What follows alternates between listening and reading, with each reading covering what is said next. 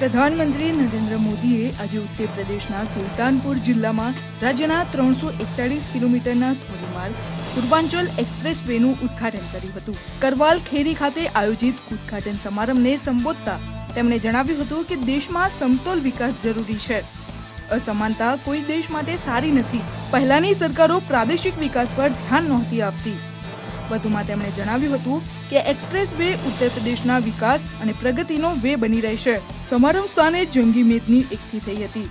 રાજ્યના મુખ્ય પ્રધાન યોગી આદિત્યનાથે પણ ઉદ્ઘાટન સમારંભને સંબોધન કરતા પ્રધાનમંત્રીને આવકાર્યા હતા. તેમણે કહ્યું હતું કે રાજ્યોમાં માળખાકીય સુવિધાના વિસ્તાર પર ધ્યાન અપાઈ રહ્યું છે.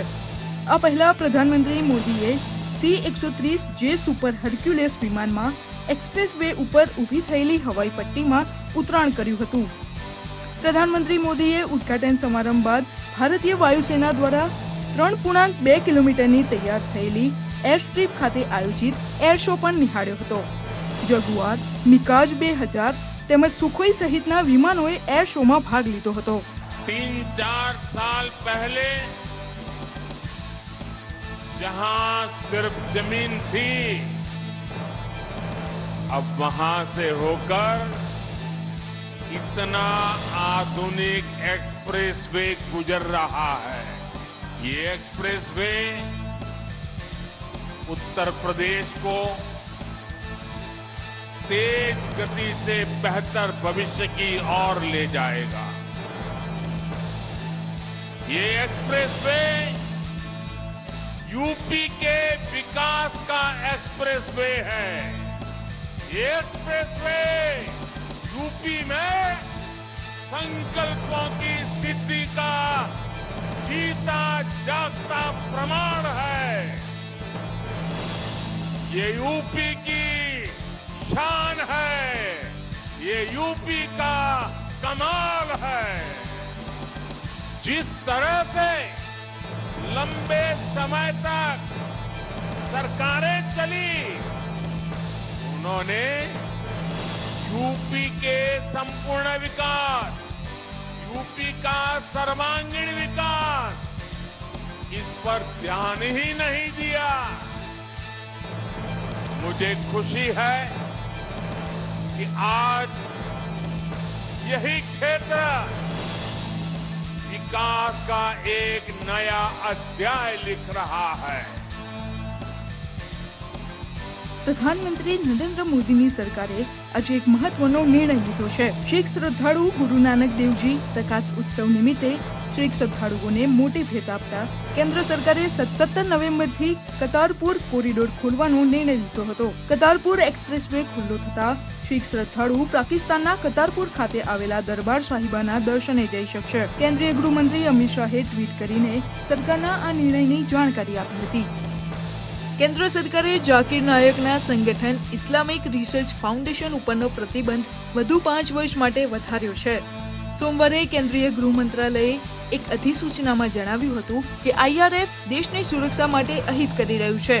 આ સંગઠન દેશમાં શાંતિ, સાંપ્રદાયિક સૌહાર્દ અને ધર્મનિરપેક્ષતાનો ભંગ કરનાર ગતિવિધિઓમાં સામેલ રહ્યું છે. જેથી UAPA અંતર્ગત IRFને 5 વર્ષ એટલે કે નવેમ્બર 2026 સુધી પ્રતિબંધિત કર્યું છે. અગાઉ આ સંગઠનને 17 નવેમ્બર 2016માં 5 વર્ષ માટે પ્રતિબંધિત કર્યું હતું. ગૃહ મંત્રાલયની અધિસૂચનામાં કહેવાયું છે કે IRFના અધ્યક્ષ ઝાકિર નાયક તેમના ભાષણો તેમજ કૃત્યો દ્વારા ધાર્મિક વૈમનસ્યને વધારે છે. તે ભારત અને વિદેશમાં ધર્મ વિશેષના યુવાનોને આતંકવાદી કૃત્યોને અંજામ આપવા સતત ઉશ્કેરી રહ્યા છે. જાણકારી અનુસાર ઝાકિર નાયક ભાગેડુ અપરાધી છે અને હાલમાં તે મલેશિયામાં છુપાયો છે. તેની સામે NIAએ ચાર્જશીટ દાખલ કરી હતી અને તપાસ પણ શરૂ કરી હતી. પ્રધાનમંત્રી નરેન્દ્ર મોદી આજે CAG કાર્યાલયે પ્રથમ ઓડિટ દિવસના અવસરે આયોજિત કાર્યક્રમમાં ઉપસ્થિત રહ્યા હતા. કેગના કાર્યાલયે પહોંચીને તેમણે સરદાર વલ્લભભાઈ પટેલની પ્રતિમાનું અનાવરણ કર્યું હતું. આ અવસરે સંબોધનમાં પ્રધાનમંત્રી નરેન્દ્ર મોદીએ જણાવ્યું હતું કે CAGએ દેશના ખાતાઓનો હિસાબ કિતાબ ચેક કરવાની સાથે પ્રોડક્ટિવિટી અને એફિશિયન્સીમાં વેલ્યુ એડિશન પણ કરી છે. તેથી ઓડિટ દિવસના અવસરે નવી દિશા આપવા માટે હું CAGને શુભેચ્છા પાઠવું છું. વધુમાં તેમણે કહ્યું હતું કે આજે ઓડિટને વેલ્યુ એડિશનનો મહત્વનો ભાગ માનવામાં આવે છે. સરકારી વિભાગના હિસાબોનું ઓડિટ કરતા સમયે તેઓ પાસે આઉટસાઇડ વ્યૂ પોઈન્ટનો એડવાન્ટેજ હોય છે. નોંધનીય છે કે શાસન પારદર્શિતા અને જવાબદારીમાં સીએજીના યોગદાનને રેખાંકિત કરવા માટે ઓડિટ દિવસ મનાવવામાં આવે છે. આ અવસરે ભારતના સીએજી ગિરીશ ચંદ્ર મુર્મુએ સ્વાગત પ્રવચન આપ્યું હતું. ज्यादातर इंस्टीट्यूशन जन्म लेते हैं 3 दशक 4 दशक 5 दशक आते आते स्थितियां इतनी बदल जाती हैं कि वो कभी कभी अपना रिलेवेंस ही खो देते हैं. लेकिन सीएजी के संबंध में हम कह सकते हैं कि इतने सालों के बाद ये इंस्टीट्यूट अपने आप में एक बहुत बड़ी विरासत है, बहुत बड़ी अमानत है और हर पीढ़ी को उसे संभालना, उसे संवारना, उसके सजाना और आने वाली पीढ़ियों के लिए और अधिक उपयुक्त बना करके उसको संक्रमित करना, ट्रांसफर करना, मैं समझता हूं ये बहुत बड़ी जिम्मेवारी भी है. સમગ્ર રાજ્યમાં નોનવેજ અને ઈંડાની લારીઓને જાહેર માર્ગો પરથી હટાવવાની ઝુંબેશ ચાલી રહી છે.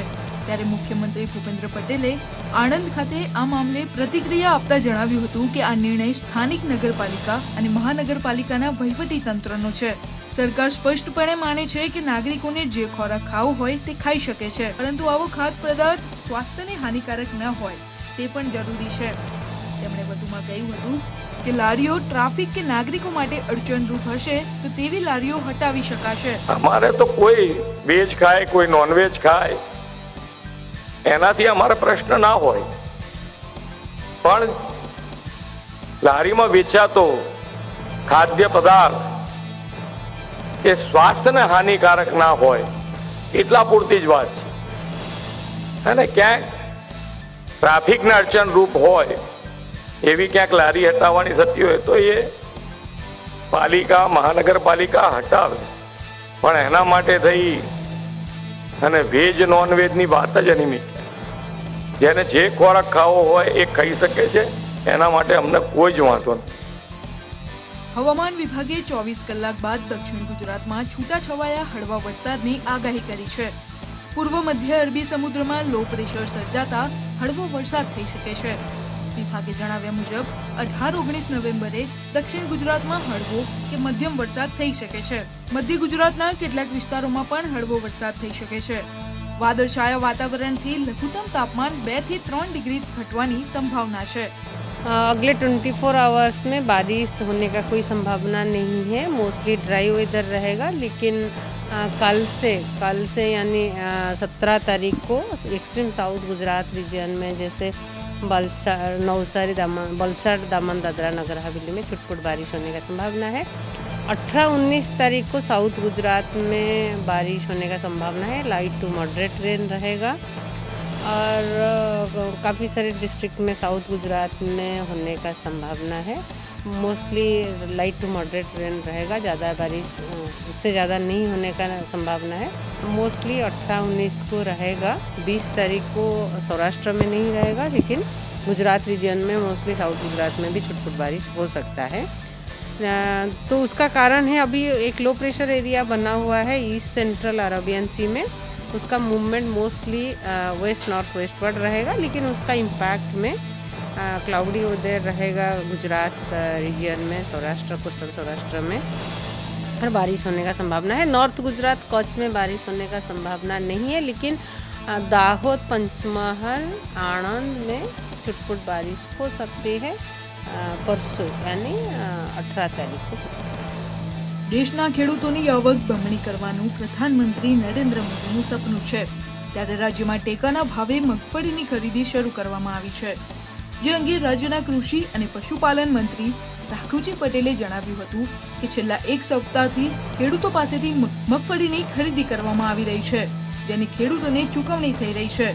વધુમાં તેમણે જણાવ્યું હતું કે ટેકાના ભાવમાં ક્યારેય ગેરરીતિ માલુમ પડશે તો એવા લોકો સામે પાસા હેઠળ કાર્યવાહી કરવામાં આવશે. ત્યારે અતિવૃષ્ટિનો માહોલ હતો, ત્યારે અતિવૃષ્ટિના કારણે 4 જિલ્લાના 23 તાલુકાના ખેડૂતોને રાહત પેકેજ જાહેર કર્યું હતું. જે અંતર્ગત 155 કરોડ રૂપિયા ખેડૂતોના ખાતામાં જમા થઈ ગયા છે. રાજ્યમાં રવિ પાકની સિઝનમાં ખાતરની અછત નહીં રહે, ખાતરનું કાળાબજાર કરનાર વેપારી સામે કડક પગલાં લેવામાં આવશે. વધુમાં તેમણે જણાવ્યું હતું કે પ્રાકૃતિક ખેતી માટે સરકાર પ્રોત્સાહન આપશે અને પશ્ચિમ ભારતમાં સૌપ્રથમ વખત ડાંગ જિલ્લાને પ્રાકૃતિક ખેતી કરનાર જિલ્લો જાહેર કરવામાં આવ્યો છે. મને કહેતા આનંદ થાય છે કે ઇતિહાસમાં પણ ન મળ્યા એવા ભાવ ચાલુ વર્ષે ગુજરાતના ખેડૂતોને મગફળીના મળી રહ્યા છે. ગઈકાલે જામનગર માર્કેટિંગ યાર્ડમાં 1600 રૂપિયાના 20 કિલોના ભાવે મગફળી વેચાણી છે. એવી જ રીતે 1700 રૂપિયાના ભાવે 20 કિલો કપાસ વેચાઈ રહ્યો છે. આટલા ભાવ ભૂતકાળમાં ક્યારેય ખેડૂતોને મળ્યા નથી અને એના માટે મને કૃષિ મંત્રી તરીકે ખૂબ જ આનંદ છે, કારણ કે અમારું કામ તો ખેડૂતોની સમૃદ્ધિ વધે, ખેડૂતોને એના ઉત્પાદિત માલના પૂરા ભાવ મળે એ જોવાનું છે અને એ અત્યારે ગુજરાતમાં મળી રહ્યા છે. 8 જિલ્લાઓમાં જિલ્લાના આગેવાનો દ્વારા માગણીઓ આવી હતી અને માગણીના અનુસંધાને દરેક જિલ્લાના ખેતીવાડી ખાતાના અધિકારીઓ દ્વારા સર્વે કામ થયું છે અને જિલ્લાના કલેક્ટરો દ્વારા અહેવાલો પણ આવ્યા છે. 8 જિલ્લાઓમાં અમરેલી, બોટાદ, ભાવનગર, સુરેન્દ્રનગર, પંચમહાલ, વડોદરા જિલ્લો અને Chhotaudepur. Anand local crime branch પોલીસે બાતમીના આધારે ઉમરેઠ તાલુકાની દેવરામપુરા સીમમાં આવેલા એક મકાનમાં છાપો મારીને બનાવટી ગુટખા બનાવીને વેચવાનું કૌભાંડ ઝડપી પાડ્યું છે. પોલીસે આ દરોડામાં અનુપ નાનાભાઈ પરમાર અને શકીલ ઇકબાલભાઈ વોહરાને ઝડપી લઈ તેમની પાસેથી 1,31,000નો મુદ્દામાલ જપ્ત કર્યો હતો. આ રેકેટમાં મુખ્ય સૂત્રધાર એવા અમદાવાદના શખ્સને ઝડપી પાડવાની પોલીસે તજવીજ હાથ ધરી છે. દેવપુરા ગામને આવેલી સીમમાં આવેલ અનુપભાઈ નાનાભાઈ પરમારના રહેણાંક મકાનમાં ડુપ્લિકેટ ગુટખાનું કારખાનું ચાલે છે અને તેમાં વિમલ જે નામની કંપની છે તેમાં ડુપ્લિકેટ ગુટખા બનાવી અને સપ્લાય થાય છે. જે અનુસંધાને આરોપીઓ શકીલભાઈ ઇકબાલભાઈ વોરા અને અનુપભાઈ નાનાભાઈ પરમાર રહેવાસી દેવરામપુરા નાઓને ડુપ્લિકેટ વિમલના નાની પડીકીઓ સાથે રોલ સાથે પેકિંગના ઉઠાના બોક્સ, ઓટોમેટિક ઇલેક્ટ્રિક પાવરનું મશીન, ઇલેક્ટ્રિક વજન કાંટો, પાવડર, કુલ મોબાઈલ મળી કુલ રૂપિયા 1,31,893ના મુદ્દામાલ સાથે પકડી પાડવામાં આવેલ છે. આ બનાવ અનુસંધાને ખંભોળજ પોલીસ સ્ટેશન IPC કલમ 406, 420, 120B અને કોપીરાઇટ એક્ટ 1957ની કલમ 63 અને 65 મુજબ ગુનો રજીસ્ટર કરવામાં આવેલ છે.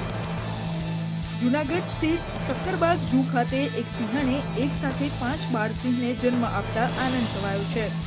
હાલ તમામ બાળસિંહ અને તેની માતાની તબિયત સારી છે. આ સિંહણ અગાઉ પણ 3 બાળસિંહને જન્મ આપી ચૂકી છે. હાલ વિશેષ વેટરનિટી ટીમ અને સ્ટાફ દ્વારા બાળસિંહો અને સિંહણની વિશેષ કાળજી લેવામાં આવી રહી છે. આજે રાષ્ટ્રીય પ્રેસ દિવસ છે. 16 નવેમ્બર 1966થી ભારતીય પ્રેસ પરિષદે પોતાનું સત્તાવાર કાર્ય કરવાનું શરૂ કર્યું હતું. ત્યારથી લઈને દર વર્ષે 16 નવેમ્બરે રાષ્ટ્રીય પ્રેસ દિવસ ઉજવવામાં આવે છે. રાષ્ટ્રીય પ્રેસ દિવસ ઉજવવાનો મુખ્ય ઉદ્દેશ દેશમાં સામાન્ય લોકોને પ્રેસ અંગે જાણકારી આપવાનો છે. પત્રકારત્વનું ક્ષેત્ર આજે વ્યાપક થયું છે. પત્રકાર જન સુધી માહિતી પહોંચાડવાનું સાધન બની ચૂક્યું છે. આ દિવસ પ્રેસની સ્વતંત્રતા અને જવાબદારીઓ તરફ લોકોનું ધ્યાન આકર્ષિત કરે છે. વર્ષ 1956માં પ્રથમ પ્રેસ કમિશને દેશમાં પ્રેસની સ્વતંત્રતા અને પત્રકારત્વમાં ઉચ્ચ ધોરણો સ્થાપવાની ભલામણ કરી હતી. પરિણામે પ્રેસ કાઉન્સિલ ઓફ ઇન્ડિયાની સ્થાપના જુલાઈ 1966ના રોજ પ્રથમ વખત સ્વાયત્ત રીતે થઈ હતી. 16 નવેમ્બર 1966ના રોજ PCIએ કાર્ય કરવાનું શરૂ કર્યું, તેથી આ દિવસ દર વર્ષે 16 નવેમ્બરના રોજ ઉજવવામાં આવે છે. 1997માં પ્રેસ ડેની ઉજવણીમાં ફેરફાર કરી કોઈપણ એક વિષય પર ધ્યાન કેન્દ્રિત કરી તે દિશામાં પત્રકારોએ લોક જાગૃતિ માટે કાર્ય કરવાનું પ્રેસ અકાદમીએ ભલામણ કરેલ હોય છે. માટે 2021 માટે રાષ્ટ્રીય પ્રેસ દિવસની થીમ છે ઇતિહાસ અને તેના મહત્વને જાણો.